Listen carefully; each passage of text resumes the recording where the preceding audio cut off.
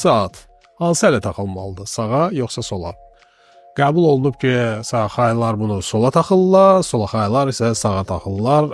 Yəni işlək elə deyil, əks tərəfə taxırlar ki, hərəkət edərkən hansı hərəkət edirsə, onu dəyib sınmasın və yaxud da ki, hesab olunur ki, sol əllə onu idarə etmək daha asandır. Amma Çində belə qəbul olunub ki, saat sağ əldə olmalıdır. Çünki sol əldə ürək damarları və arteriyaları, əsas arteriyalar oradan keçir deyən, saat ona pis təsir edə bilər və ürək xəstəlikləri yarana bilər.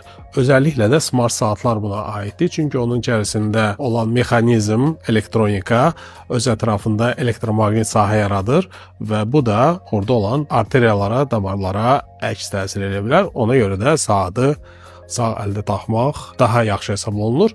Bir tərəfdən də baxsaq, deməli dünya liderləri saatı sağ əldə taxırlar. Bu daha çox, yəni hakimiyyət simvolu kimidir. Digər tərəfdən də belə bir şey deyirlər ki, sağ əldə olanda çox sakitcə saata baxmaq mümkündür.